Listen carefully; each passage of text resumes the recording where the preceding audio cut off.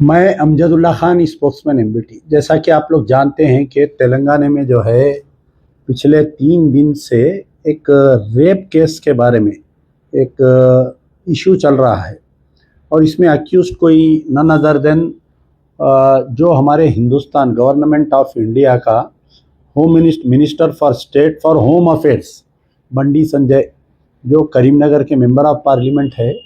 और सबसे बड़ी चीज़ ये है कि वो भारतीय जनता पार्टी के मेंबर ऑफ पार्लियामेंट हैं। उनके बेटे बंडी साई भगीरथ को वन ऑफ द अक्यूज बनाया गया है। देखिए, इशू ये है कि एक मासूम लड़की है, वो किसी तरीके से दोस्ती करती है इनके लड़के से। उसको फार्म हाउस पर ले जाकर उसके साथ बदतमीजी की जाती है। वो पुलिस स्टेशन जाती है कंप्लेन दर्ज करने के लिए और उसको धमकाया जाता है। उसके बाद में भी वो पुलिस स्टेशन जाती है। 8 दिन तक वो पुलिस स्टेशन फिरने के बावजूद वहाँ के लोकल जो पुलिस स्टेशन है पेट बशीराबाद, ये लोग उसके ख़िलाफ़ में कंप्लेंट नहीं लेते हैं और केस बुक नहीं करते हैं। उसके बाद में जब मीडिया में बात आती है, मीडिया जो है सवालात करता है, तो इसमें जो है एक केस बुक किया जाता है बंडी संजय के बेटे के ख़िलाफ़ में। आप अंदाज़ा लगाइए कि केस बुक हो, पॉक्सो एक्ट के तहत केस बुक होने के बाद में मुलजिम को 5 दिन से फरार करार दे रही हैदराबाद की पुलिस। और हैदराबाद की पुलिस, तेलंगाना पुलिस किसके कंट्रोल में है? Chief minister Revanth Reddy being the chief minister, उनके पास होम पोर्टफोलियो भी उनके पास है। तो 5 दिन से एक मुलजिम को नहीं ढूंढ रही है हमारी पुलिस और अपने आप को बोलती कि हम स्कॉटलैंड पुलिस से बराबरी करते हैं। तो कहीं ना कहीं जो है रेवंत रेड्डी का बंडी संजय के ताल्लुक से सॉफ्ट कैरेक्टर दिखा गया। ये तो इश्यू चल रहा था, बिल्कुल कांग्रेस गवर्नमेंट खामोश है। बीआरएस पार्टी वाले धरने दे रहे हैं, आवाज़ लगा रहे हैं। ये भी हकीकत है कि बीआरएस के पीरियड में भी कई रेप केसेस हुए, तो जब ये लोग खामोश बैठते थे। ऐसा ही इख्तेदार में रहे तो एक सूरत, इख्तेदार में नहीं रहे तो एक सूरत। आपको मालूम होगा कि जो वखाराबाद में एक बच्ची का कत्ल हुआ था, वहाँ पर एक रेप हुआ था, बीआरएस का कैडर खुद अरेस्ट हुआ था उसके अंदर। तो जब बीआरएस के लीडर कोई एक्शन नहीं लिए थे, मधु जिसका नाम था, तो अभी तक वो केस की चार्जशीट भी फाइनल नहीं हुई। अब रही बात ये जो बंडी संजय का इशू है और कांग्रेस का इशू है, तो राहुल गांधी और प्रियंका गांधी इसके ऊपर क्यों खामोश बैठे हुए भाई? ये बंडी संजय के बेटे के इशू पे राहुल गांधी कोई ट्वीट नहीं कर रहे, प्रियंका गांधी कोई ट्वीट नहीं कर रही। तो क्या रेवंत रेड्डी खुद अपना मुंह बंद करते हुए राहुल गांधी प्रियंका का भी मुंह इन्हों बंद कर दिए क्या? आप बताइए।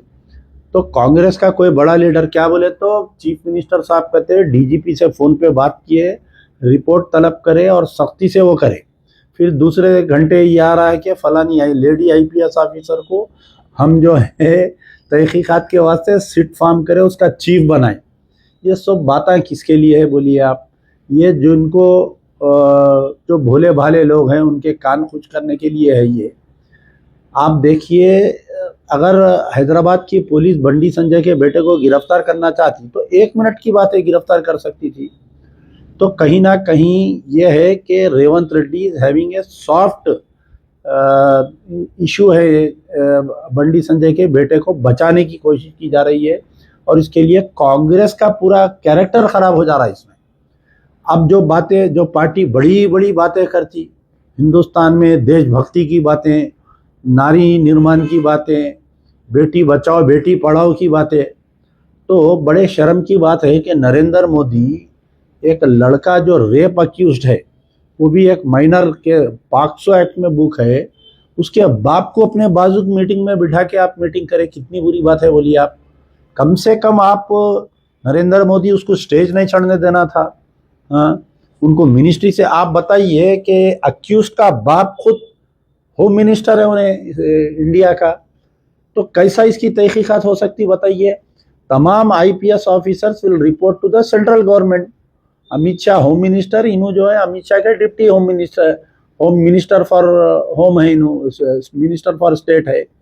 तो क्या तस्वुर कर सकते कि वो मासूम बच्ची के साथ इंसाफ मिलेगा, उसकी माँ के साथ इंसाफ मिलेगा बोल के बताइए आप? कोई इंसाफ की उम्मीद नहीं है इसमें। और सबसे बड़ी चीज़ मुझे आज हैरत की बात ये हुई कि मैं पिछले 3 दिन से ये देख रहा हूँ, खामोश था, मैं इस पर बयान नहीं दिया कि कांग्रेस का क्या रोल रहता है इसमें। देखेंगे हम फिर इसके अंदर एमआईएम असदुद्दीन ओवैसी का क्या रोल रहता देखेंगे हम बोल के। आज कोई पीटीआई के, आज हमारे एएनआई के एक रिपोर्टर असदुद्दीन ओवैसी से सवाल किए कि तो उन्होंने जो है बंडी संजय के खिलाफ में, बंडी संजय का इस्तीफा नहीं पूछ रहे हैं असदुद्दीन ओवैसी, बीजेपी से उनको निकाल के फेंको बोल के नहीं बोल रहे हैं। उन्होंने रेवंत रेड्डी क्यों एक्शन नहीं ले रहा बोल के रेवंत रेड्डी पे सवाल नहीं कर रहे हैं। उन्होंने जाके बीआरएस को सवाल कर रहे हैं, अपोजिशन में है, बीआरएस को बोल रहे हैं कि आपके दौर में एक मंदिर के चेयरमैन के लड़के का नाम आया था, रेप हुआ था, फेमस रेप केस बंजारा हिल का, जुबली हिल का बोल के। तो असदुद्दीन ओवैसी की मक्कारी यहाँ पर खुल के आ रही कि इन्हों कहीं ना कहीं अपने गुड फ्रेंड को भी बचा रहे हैं, अपने बेस्ट फ्रेंड को भी बचा रहे हैं। बेस्ट फ्रेंड बंडी संजय है, गुड फ्रेंड जो है रेवंत रेड्डी है, उसको भी सेफ कर रहे हैं। इन्हों बोल रहे हैं कि नहीं, law will take its own course बोल रहे हैं आप। ये कैसी बात है बताइए। एक मुलजिम जो है 5 दिन से फरार है, पुलिस अरेस्ट करने में नाकामयाब हो गई। आप डिमांड करना था कि नरेंद्र मोदी से बंडी संजय को पार्टी से निकाल के फेंको। Being the home minister, minister of state for home, तहकीकात सही नहीं हो सकती, उसके बाप से इस्तीफा दिलाओ। रेवंत रेड्डी को वार्निंग देना था कि इमीडिएटली इनको क्यों अब तक 5 दिन में गिरफ्तार नहीं करे। तो कहीं ना कहीं असदुद्दीन ओवैसी की मक्कारी सामने आ गई आवाम के सामने कि इन्हों बंडी संजय को भी बचा रही, बंडी संजय के बेटे को बचा रही, और रेवंत रेड्डी के कपड़े धो रहे हैं इन्हों, और बीआरएस को सवाल कर रहे हैं जो अपोजिशन में है। शुक्रिया।